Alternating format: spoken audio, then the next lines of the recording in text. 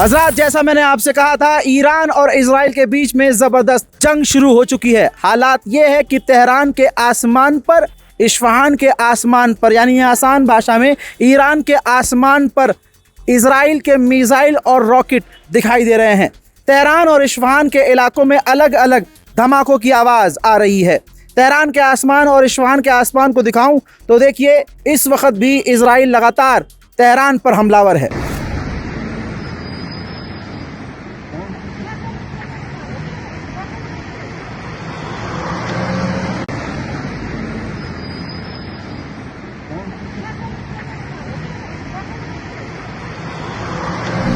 Israel का channel 12 बता रहा है कि तेहरान में जो ईरान का बहुत इम्पोर्टेंट यूनिवर्सिटी है, जो एरोस्पेस यूनिवर्सिटी है, वहाँ हमला हुआ है। इजराइल एक बार फिर से तेहरान में बड़ी बड़ी इम्पोर्टेंट यूनिवर्सिटीज़ को और वैज्ञानिक संस्थानों को निशाना बना रहा है। हज़रात, ईरान के विदेश मंत्रालय ने बड़ा खुलासा किया है।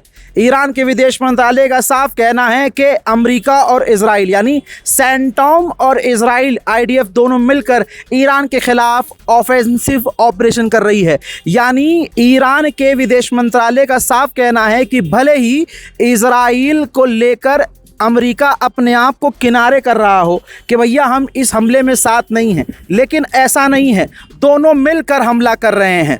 अमेरिका सामने से हमला नहीं कर रहा है, लेकिन इजराइल सामने से अटैक कर रहा है और दोनों मिलकर ये काम कर रहे हैं। बयान सुनिए। ببینید در منطقه ما هیچ کس باور نمی‌کنه که عملی از رژیم صهیونیستی سر بزنه بدون هماهنگی و همکاری قبلی با رژیم صهیونیستی.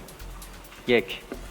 دو اینکه ما از نظر دور نداشته باشیم که وزارت خارجه آمریکا صراحتاً دلیل اصلی تحمیل این جنگ علیه ایران رو حمایت از رژیم صهیونیستی ذکر کرده. این موضع رسمی अमेरिका से। इसके अलावा ईरान के विदेश मंत्रालय के द्वारा कहा गया है कि जिस तरह से हम पर हमला हुआ है, आज के बाद पेंटागन पर कोई भरोसा नहीं करेगा।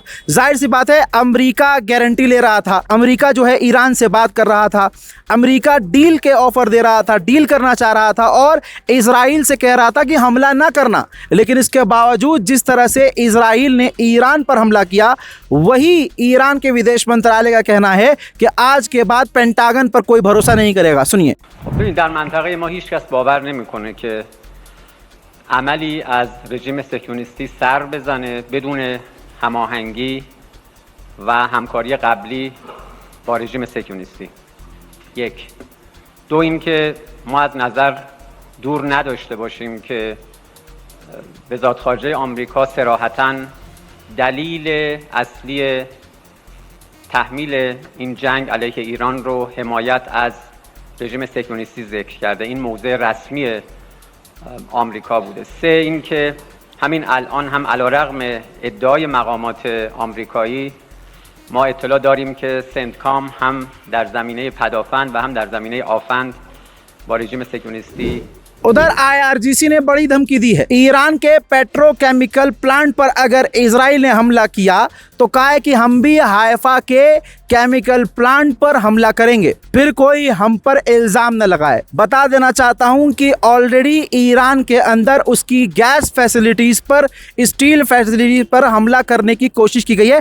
गैस फैसिलिटी का कंफर्म हो चुका है कि ईरान की गैस और ऑयल फैसिलिटी पर हमला इजराइल ने किया है। लेकिन अब IRGC ने बड़ी धमकी दे दी है कि अगर हमें टारगेट किया गया जिस अंदाज से, हम भी अब इसी तरह से हाइफा में इजराइल की जो ऑयल फैसिलिटी है, गैस फैसिलिटी है, हम उस पर हमला करेंगे। ईरान के पेट्रोकेमिकल फैसिलिटी पर जब इजराइल ने हमला किया तो उसके बाद रिटेलिएशन में ईरान ने ये वीडियो जारी किया, जिस वीडियो के अंदर उसने दिखाया है कि हमने किस तरह से इजराइल पर हमले किए हैं। और उस मिसाइल और रॉकेट पर साफ लिखा था कि जैसा करोगे वैसा भरोगे।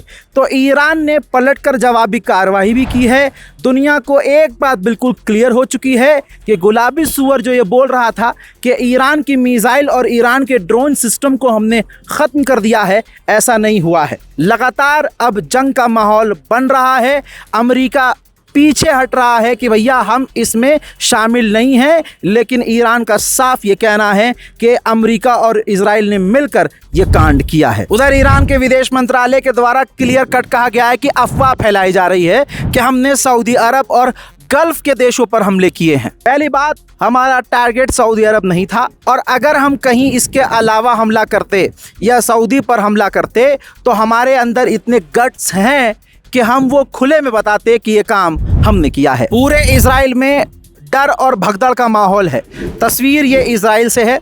इजराइल ने अंडरग्राउंड जो मेडिकल फैसिलिटीज़ बनाई है उस पे देखा जा सकता है कि यहूदी घायल व्यक्तियों को अंडरग्राउंड बनाए गए हॉस्पिटल में एडमिट किया जा रहा है। मैं आपको बता दूं कि यहूदियों को, इजराइलियों को आदेश दिया गया है कि आप लोग शेल्टर में रहें, अंडरग्राउंड रहें, घर के अंदर रहें और ज़्यादा से ज़्यादा शेल्टर में रहें। दोस्तों, दुनिया इस बात को क्लियर देख ले, सीज फायर किसने तोड़ा है, दोबारा से जंग किसने छेड़ी है और डील ख़राब किसने की है। हज़रात मोहतरम, स्पेशल रिपोर्ट में, वॉर अपडेट में फ़िलहाल के लिए इतना ही। इस रिपोर्ट को शेयर कीजिएगा, दुआओं में याद रखिएगा, चैनल को सब्सक्राइब कीजिएगा। जय हिंद।